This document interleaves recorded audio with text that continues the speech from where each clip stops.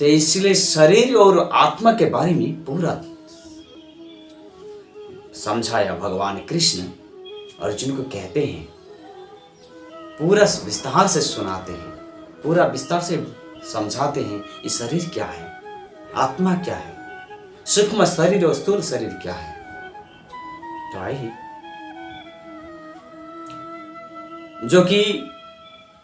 जो लोग ये देह, इस शरीर को छोड़ते हैं, तो उस समय यह आत्मा के बारे में हर शिष्य पढ़ना चाहिए। जो शरीर त्यागने के समय जो लोग त्याग करते हैं, उस समय माता पिता के पास बैठ के, सारा बंधुजन बैठ के ये गीता अध्ययन करना चाहिए, ये श्लोक पढ़ना चाहिए। तो इसलिए शरीर और आत्मा और परमात्मा के विषय में भगवान कृष्ण कहते हैं अर्जुन को। द्वितीय अध्याय 11 नंबर श्लोक से चलेंगे। 11 नंबर से कहा जाता है, भगवान श्री कृष्ण कहते हैं, अर्जुन असोच्यन्य सोचस्तम प्रज्ञावादस भाससे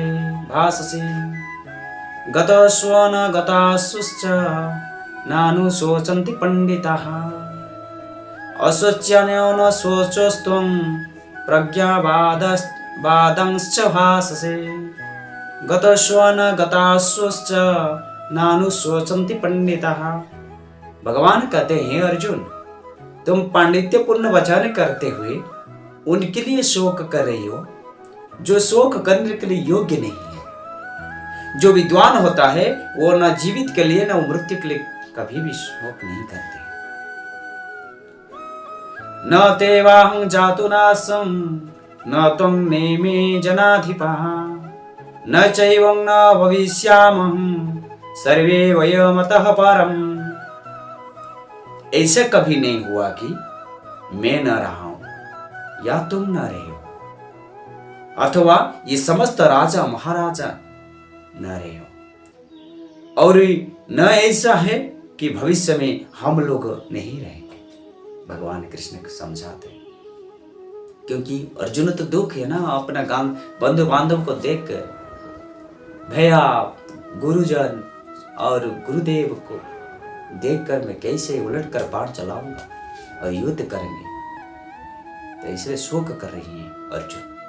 तो इसलिए भगवान कृष्ण अर्जुन को समझाते हैं, जो कि ये आत्मा को, शरीर को समझना चाहिए। ये शरीर क्या है, आत्मा क्या है। 13 नंबर श्लोक नंबर 13। भगवान कृष्ण कहते हैं, हे अर्जुन देहेस्मिन् यथा देहे कौमारं जौवन जरा तथा देहांतर प्राप्ति धीरस्तत्र न मुह्यते। जिस प्रकार शरीरधारी आत्मा वर्तमान शरीर में बाल्यावस्था से तरुणावस्था और फिर वृद्धावस्था में निरंतर अग्रसर होता रहता है, तो उसी प्रकार मृत्यु होने पर भी आत्मा दूसरे शरीर को चला जाता है। धीर व्यक्ति ऐसे परिवर्तन से मोह को प्राप्त नहीं होता। मात्रा स्पर्शस्तु कौन्तेय शीतोष्णो सुख दुःखदा आगमपायुनो नित्यस्था स्थिति क्षसो भारत। हे कुंती पुत्र, सुख तथा दुख का क्षणिक उदय कालक्रम में उनका अंतर्ध्यान होना सर्दी तथा गर्मी की ऋतुओं के आने जाने का समान है। हे भरतवंशी, वे इंद्रिय बोध में उत्पन्न होता है और मनुष्य को चाहिए कि अविचल भाव से उनका सहन करना सीखे। जं हि न व्यथयन्त ते पुरुषं पुरुषः सर्वा समदुःख सुखं धीरं स्वमृत्युताय कल्पते।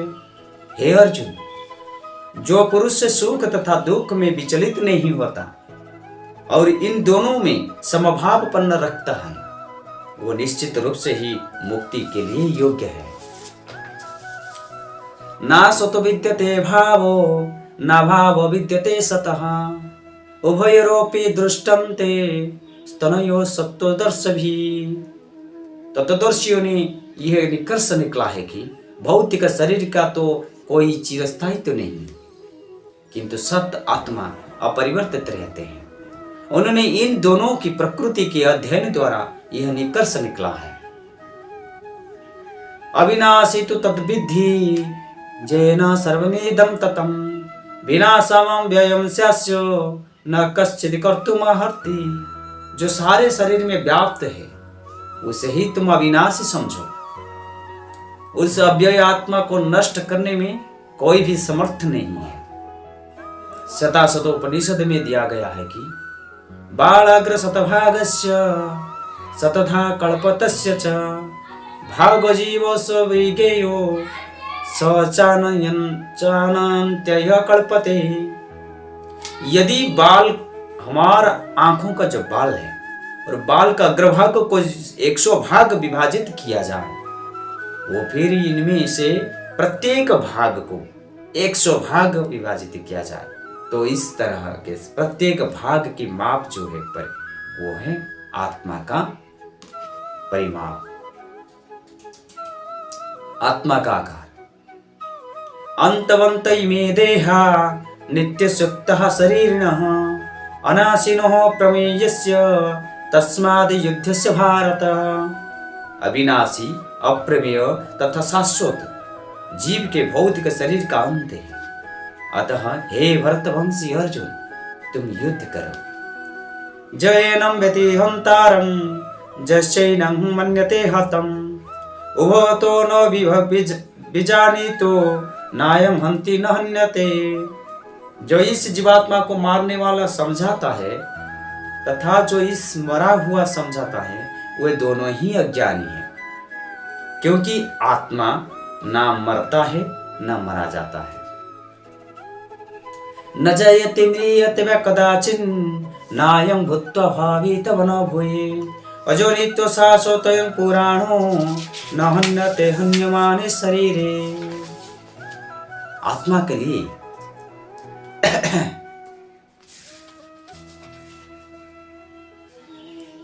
आत्मा के लिए किसी की काल में ना तो जन्म है ना मृत्यु है। वो तो कभी भी जन्मा है ना जन्म लेता है और ना जन्म लेगा। वो अजन्मा, नित्य, शाश्वत और पुरातन भी है।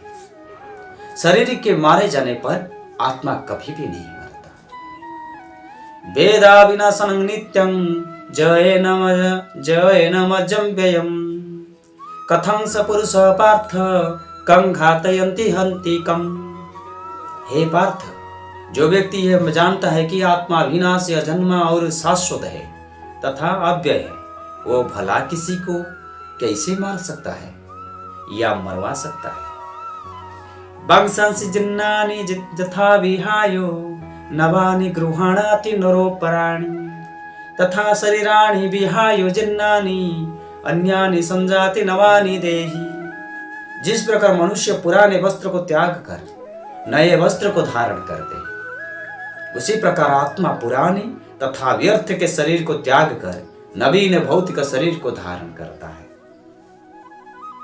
नैनं छिन्दन्ति शस्त्राणि नैनं दहति पावकः न च न क्लेदयन्तो वनो शोषयति मारुतः। यह आत्मा न कभी शस्त्र द्वारा खंड खंड किया जाता है कि अग्नि द्वारा जलाया सकता है, अग्नि द्वारा जलाया जा सकता है, ना जल द्वारा भिगाया या वायु द्वारा सुखाया जा सकता है। कुछ भी कोई नहीं हो सकता, कुछ भी नहीं हो सकता। जातस्य हि ध्रुवो मृत्युं ध्रुवं जन्म अमृतस्य च तस्माद् परिहार्यर्थे न त्वं शचितुं महर्षि। जिसने जन्म लिया है उसकी मृत्यु तो ही सुनिश्चित है अर्जुन, और मृत्यु के पश्चात भी पुनर्जन्म भी निश्चित है। अतः अपने अपरिहार्य कर्तव्य पालन में शोक नहीं करना चाहिए। ये था द्वितीय अध्याय का सांख्य योग, द्वितीय अध्याय का शरीर और आत्मा का विषय में। परंतु ये शरीर के आत्मा के विषय में भगवान कृष्ण अष्टम अध्याय अक्षर ब्रह्म योग से ही बताते हैं। कुछ बताते हैं। अर्जुनवाच, अर्जुन फिर भी कहते हैं, भगवान को अर्जुन कहते हैं, किं तद ब्रह्म कियामध्यात्मं कि कर्म पुरुषोत्तम अधिभूतं चं किं प्रोक्तो मधिदेवं किमुच्यते। और अर्जुन ने कहा, हे भगवान, हे कृष्ण गोविंद, हे पुरुषोत्तम, ये ब्रह्म क्या है, आत्मा क्या है, सकाम कर्म क्या है, ये भौतिक जगत जो देखते हैं ये भौतिक जगत क्या है, तथा देवता क्या है, कृपा करके ये सभी मेरे को समझाइए। अधिजज्ञ कथं कोत्रं देहेस्मिन् मधुसूदन प्रयाण काले च कथं ज्ञेयोऽसि नियतात्मभिः। हे मधुसूदन, यज्ञ का स्वामी कौन है और वह शरीर में कैसे रहते हैं और मृत्यु के समय में भक्ति को लगे रहने वाले आपको कैसे जाना जाता है। श्री भगवान वाच, भगवान कृष्ण कहते हैं, अर्जुन, अक्षरं ब्रह्म परमं स्वभाव ध्यात्मं मच्यते भूत भाव भकारो विसर्ग कर्म संगितः। भगवान ने कहा है, अविनाशी और दिव्य जीव को ब्रह्म कहलाता है। जो अविनाशी जीव है, जो जीवात्मा है, वो है ब्रह्म।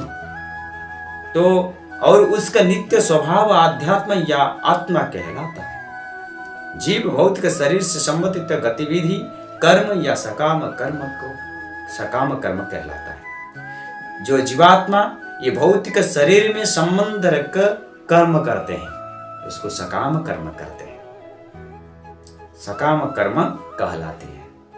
हरे कृष्ण। तो भगवान कृष्ण अर्जुन से ये शरीर और आत्मा के बारे में समझाते हैं। तो आइए, शरीर ये जो जड़ शरीर है, ये इसको बहिरंगा शक्ति से, भगवान कृष्ण का बहिरंगा शक्ति से ये जड़ शरीर को हम लोग कहते हैं स्थूल शरीर। ये स्थूल शरीर में पंच ज्ञानेंद्रिय, पंच तन्मेंद्रिय और मन को लेकर, ज्ञान जो इंद्रिय को लेकर जो शरीर बना है, ये है स्थूल शरीर। ये स्थूल शरीर का भीतर एक सूक्ष्म शरीर है, जो सूक्ष्म शरीर मन, बुद्धि और अहंकार से रहते हैं। तो ये शरीर जो एक पेड़ जैसे है, और पेड़ में दो पक्षी बैठे हैं। वो दो पक्षी है, एक है जीवात्मा और एक पक्षी है जो कि परमात्मा। भगवान कृष्ण का अंश अवतार जो है वो भगवान विष्णु प्रत्यक्षदर्शी, जो हमेशा ही हमको देखते हैं, प्रत्यक्ष रूप प्रमाण से रहते हैं, प्रत्यक्ष प्रमाण में रहते हैं। तो वो है परमात्मा, साक्षात प्रत्यक्ष प्रमाण जो रहते हैं वो है परमात्मा। तो आत्मा और परमात्मा ये जो पेड़ के ऊपर बैठते हैं, परंतु जो पेड़ कर्म करते हैं, फल स्वरूप जो फल मिल जाता है, तो ये जीवात्मा भक्षण करते हैं। तो जीवात्मा भक्षण करते हैं, परंतु ये जो और एक पक्षी बैठे हैं, तो ये जीवात्मा पक्षी परमात्मा पक्षी को कुछ भी नहीं पूछते हैं, उनको नहीं देखते हैं। परमात्मा का क्या करते हैं, वो पक्षी को कुछ भी नहीं देते हैं। अपने के भोग के लिए, अपने स्वार्थ के लिए ये पक्षी सब कुछ ही, जीवात्मा पक्षी जो है ना, वो अनवरत सब कुछ ही भक्षण करते हैं। जो फल आता है, पाप का फल, पुण्य का फल, जो फल मिलता है वो पक्षी भक्षण करते हैं, परंतु परमात्मा को कुछ भी नहीं देते और परमात्मा कभी भी शांति नहीं होता। तो देखिए, ये शरीर जो है, इस शरीर में आत्मा और परमात्मा, ये जो आत्मा हमारा नहीं है, ये आत्मा केवल भगवान का अंश है। ममीमांस जीवलोक जीवभूत सनातन, तो मेरा अंश हो। भगवान कृष्ण कहते हैं, अर्जुन तुम मेरा अंश हो। जितना जीवात्मा ही इस संसार में है, ये सभी मेरा अंश है। तो आत्मा परमात्मा का ही है, परंतु यह आत्मा जब परमात्मा का सेवा न करें और माया का दास बन जाता है तो ये शरीर को कष्ट मिल जाता है। या जीवात्मा जब माया का दास बनकर अपने स्वार्थ के लिए, शरीर के लिए ही हर दुनिया में काम करते हैं, तब ये शरीर को कष्ट मिलता है। जब इस आत्मा माया का दास छोड़कर माधव का दास हो जाता है, तब ये शरीर को कष्ट नहीं मिलेगा। शरीर को कष्ट नहीं मिलेगा क्योंकि यह शरीर के अंदर और परमात्मा जो है, परमात्मा का भोजन है भगवान का कीर्तन, परमात्मा का भोजन है जो कि भगवान का नाम संकीर्तन। ये कलयुग में नाम संकीर्तन है, हरे कृष्ण कृष्ण कृष्ण हरे हरे, हरे राम राम राम हरे हरे। ये हरे कृष्ण महामंत्र जप यज्ञ करें, कीर्तन करें, भगवत गीता भागवत पवित्र ग्रंथ को पढ़ें तो तब ये परमात्मा शांति मिलता है। इसलिए परमात्मा को शांति देंगे तो हमारा जीवात्मा आनंद रहेगा। हमारा जीवात्मा हमेशा ही माया रूपी नगरी में जब ये शरीर को फंसा देते हैं तब तक ये आत्मा कभी भी शांति नहीं मिलेगा। हमारा मन तो ही नीचे है। ये शरीर में क्या है, सभी इंद्रिय है। ये इंद्रिय शरीर के ऊपर इंद्रिय रहते हैं और इंद्रिय के ऊपर मन रहता है और मन का ऊपर बुद्धि रहता है और बुद्धि का ऊपर हमारा आत्मा रहता है और हमारा आत्मा के ऊपर परमात्मा रहते हैं और परमात्मा के ऊपर भगवान श्री कृष्ण भगवान ही रहते हैं। जब यह आत्मा, हमारा मन, हमारा इंद्रिय से ही हमारा मन चले जाता है, शरीर को लेके चला जाता है, दूसरा कर्म करते हैं, परंतु हम बुद्धि नहीं लगाते हैं कि ये सकाम कर्म है कि नहीं, सात्विक कर्म है कि नहीं, राजसिक और तामसिक कर्म में लिप्त रहते हैं। तब तक तो यह आत्मा, ये हमारा मन, यह आत्मा हमारे शरीर को पूरा ही दुख मिलता है। इसलिए हमारा शरीर को पीड़ा होता है। हमारा शरीर को दुख मिलने के बाद जो हमारा परिवार में अलग अलग शरीर से माता पिता भाई बंधु सब दुखी रहते हैं, इसलिए परिवार दुखी है। इसलिए जब आत्मा, हमारा मन इंद्रियों को कैप्चर करके हमारा मन परमात्मा का सेवा करें, भगवान की सेवा करें, तो परमात्मा भी खुशी हो जाएंगे और भगवान भी खुशी हो जाएंगे। तब हमारा आत्मा ही खुशी रहेगी और सारा परिवार खुशी में रहेगा।